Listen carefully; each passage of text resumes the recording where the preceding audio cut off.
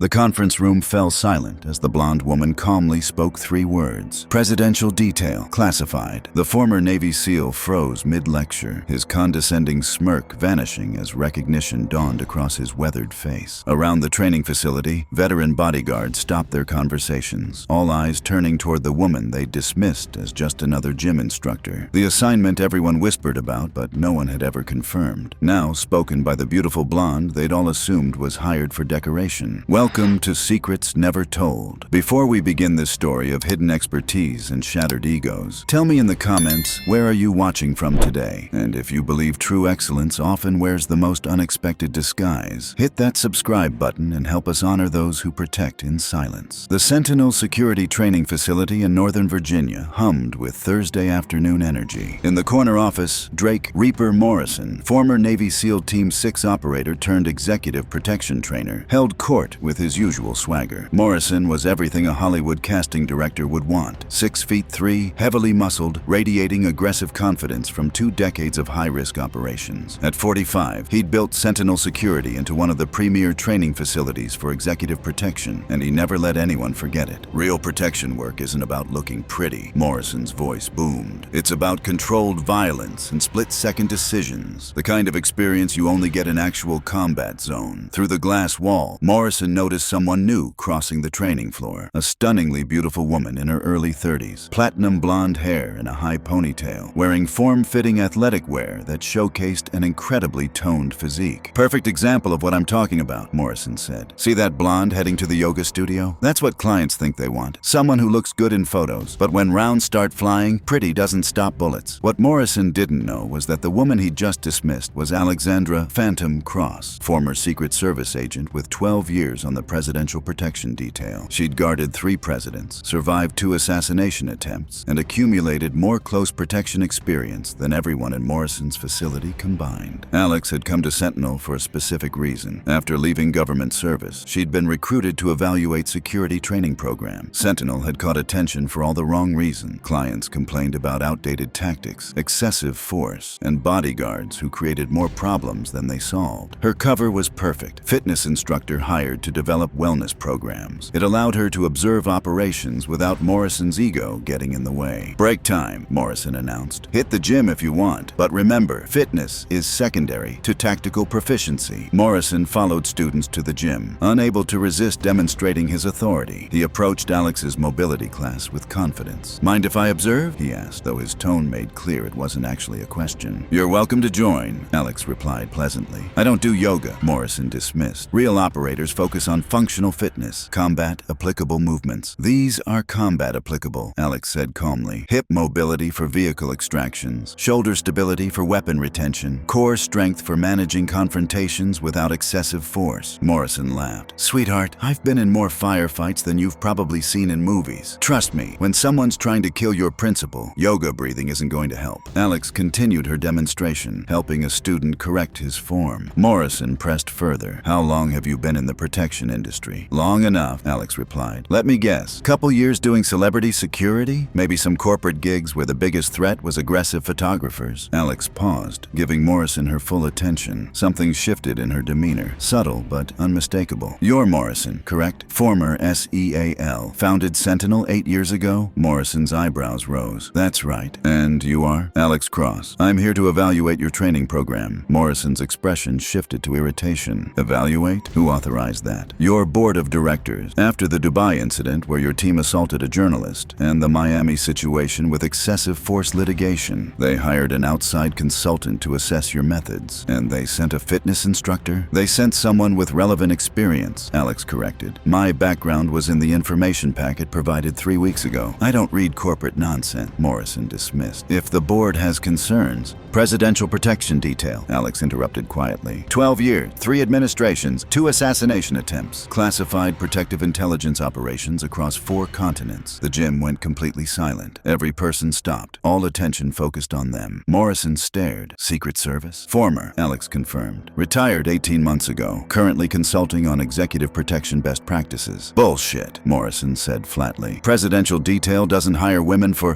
what? Alex's voice remained calm, but carried steel. For positions requiring tactical proficiency, physical capability, decision-making under extreme pressure, you should update your assumptions. They're about 15 years out of date. Rodriguez, a former Marine instructor, stepped forward. Boss, if she's really presidential detail, she's not. Morrison cut him off. This is corporate political correctness. Probably hired because she looks good in promotional material. Alex pulled out her phone, showing a photograph, a younger version of herself in a dark suit, sunglasses, earpiece visible, standing in protective formation around a pixelated figure at the White House. Photoshopped, Morrison said, less certain now. Alex swiped through more images, receiving commendations, tactical gear during vehicle extractions, professional formations. Rodriguez studied the images. That's real tactical gear. The formations are correct. He looked at Morrison. This isn't staged. Call the board, Alex suggested. Verify my credentials. In the meantime, I'm scheduled to observe your advanced protection tactics class at 1400 hours. Morrison's jaw tightened. Fine. Observe all you want. You'll see what real protection work looks like. 2 hours later, Morrison's advanced class assembled for scenario training. His showcase, realistic environments where students practiced responding to threats. Today's exercise is a restaurant protection scenario, Morrison announced. High-value principal, public venue, multiple threat vectors. He gestured to Alex in the observation area. Our consultant will be observing. Let's show her what professional protection looks like. The scenario began with Morrison's top students positioned around a mock principal. When the fake gunman appeared, students responded with overwhelming force, slamming the threat actor down violently, drawing weapons in a crowded environment, creating chaos. Stop the scenario, Alex said. Morrison turned with irritation. This is the critical moment. They're neutralizing the threat. They're creating liability and endangering their principal, Alex countered. Your students just committed assault, brandished weapons illegally, and made their client the center of a violent spectacle that will dominate every news outlet. The threat is stopped, Morrison argued. The threat wasn't real. Your students never verified the danger. They responded to someone reaching into a jacket with deadly force without confirming an actual weapon. You just turned a potentially innocent moment into a career-ending incident. Morrison's face reddened. This is a high-threat scenario. To overreact, Alex finished. To treat every situation as a gunfight, which is exactly why your clients keep ending up in legal trouble. Maybe you can show us the proper response? Morrison challenged sarcastically. Alex nodded. Reset the scenario. I'll demonstrate. Morrison's eyes lit up with malicious anticipation. He modified the setup, adding more threats, shortening response time, creating a situation designed to overwhelm. Alex took her position and something changed. The pleasant consultant disappeared, replaced by pure professional. Her posture shifted, eyes scanning with systematic precision, movements becoming economical and purposeful. The scenario began. Aggressive paparazzi rushed forward. Alex simply repositioned, using body language to create a barrier without touching anyone, simultaneously keeping the principal calm. Next came the confrontational drunk patron. Alex intercepted smoothly, using verbal de-escalation while maintaining protective positioning. When the actor tried pushing past, she redirected him with minimal contact, so smooth he was guided away before realizing what happened. The final challenge, Morrison's planted assassin making an aggressive move. Alex's response was textbook perfect. She identified the threat instantly, moved to intercept, but instead of violent takedown, she executed controlled protective movement, putting herself between threat and principal while calling for backup and executing evacuation protocol. The entire response took 6 seconds. The principal moved to safety, threat controlled without excessive force. The room remained silent. Morrison's students stared with new understanding. That's presidential detail methodology, Rodriguez said quietly. Minimize confrontation, maintain principal dignity, appropriate force only. Morrison struggled to find criticism. In a real situation, you'd need backup. In a real situation, I'd have backup, Alex replied. But your scenario required solo response, so I demonstrated proper training even without team support. She addressed the class. Effective protection isn't about demonstrating how dangerous you are. It's about making threats disappear before they escalate, keeping your principals safe while maintaining their quality of life, using violence only as absolute last resort. A student raised his hand. Ma'am, could you show that evacuation movement again? Before Alex could respond, Rodriguez cut in. I think we should. That was significantly more effective than our standard protocol. Morrison found his authority slipping. Fine, show them your Secret Service magic tricks. Alex spent the next hour demonstrating techniques Morrison had never taught. Advanced verbal de-escalation, protective positioning, maintaining accessibility, threat assessment, preventing overreaction, and the mindset of making protection invisible. By session's end, students were taking notes frantically. Rodriguez approached Alex professionally. Ma'am, I served 8 years Marine Embassy security. What you demonstrated demonstrated is closer to State Department protocols than what we've been teaching. Where exactly did you serve on presidential detail? Various positions. Started perimeter security, worked up to inner circle, eventually led advanced teams for international travel. Inner circle means you were within arm's reach during public appearances. That's the highest trust position in Secret Service. Morrison overheard, and something clicked. If she'd really held those positions, she'd undergone more intensive vetting and training than anyone in his facility. After class dispersed, Morrison cornered Alex. You come into my facility, undermine my authority, make my training look inadequate. Your training is inadequate, Alex interrupted. That's why clients keep facing legal problems. You're teaching military tactics to people who need executive protection skills, different disciplines. I have 20 years operational experience, Morrison shot back, in military special operation, which involved eliminating threats through force. Presidential protection involves preserving life while maintaining normal activities. We couldn't grab the president and run every time someone looked threatening. We had to make protection invisible while remaining effective. Over the following week, Alex continued evaluating, observing classes and reviewing incidents. Morrison's contempt gradually shifted to grudging respect. The turning point came during an unscheduled event. Sentinel was hosting a demonstration for potential corporate clients when one executive, Marcus Chen, received a threatening call. His face went pale. I need real protection now. That was a credible threat against my family. Before Morrison could respond, 3 vehicles pulled in at high speed. 6 men emerged, moving toward the entrance. That's them, Chen said, panicked. How did they know I was here? Morrison prepared to lock down the facility, but Alex was already moving. She'd assessed instantly. 6 threats, 1 panicked principal, 24 civilians, limited security, law enforcement response at least 5 minutes away. Morrison's instinct to prepare for confrontation would create violent spectacle endangering everyone. Morrison, Alex said with absolute authority, do not escalate. Follow my lead. Something in her tone made Morrison pause. Alex approached Chen quickly. Mr. Chen, stay close. Follow my instructions exactly. Do not engage with these individuals. Understood? Chen responded to her commanding presence. Yes. Rodriguez, get every civilian into the back conference room. Lock it from inside. Morrison, position 2 students at secondary exits, but they do not engage unless I give explicit authorization. This remains non-violent until I determine otherwise. Morrison started to argue, then saw the certainty in her eyes. This was someone who'd faced real threats and knew exactly what she was doing. The 6 men entered aggressively. Their leader spotted Chen and started forward. Alex intercepted, positioning herself between them and her principal. Gentlemen, this is private property. State your business or leave. We're here for Chen, the leader growled. Move aside, lady. Not going to happen, Alex replied calmly. 3 options. 1, leave now. 2, wait while we call law enforcement. 3, attempt to force past me, which will end very badly for you. The man laughed. You're going to stop 6 of us? I'm going to protect my principal. How much legal trouble you acquire is your choice. Morrison watched, seeing something he'd never witnessed. Alex wasn't threatening or aggressive, but there was absolute confidence that made even aggressive intruders hesitate. Last chance. Leave now, or law enforcement arrives, and you're facing trespassing, threatening behavior, and whatever outstanding warrants you're carrying. The leader tried moving around her. Alex's response was instantaneous. She didn't attack. She redirected, using his momentum while positioning to block the others. Within 2 seconds, the leader was controlled without visible violence. Rodriguez, confirm law enforcement ETA. 3 minutes out, Rodriguez replied. The situation transformed. What could have been violent confrontation became controlled standoff. Sirens became audible. The group retreated before police arrived. Alex maintained protective position until they were gone, then documented everything. When law enforcement arrived, she provided professional briefing without creating legal complications. After the situation resolved, Morrison approached in stunned silence.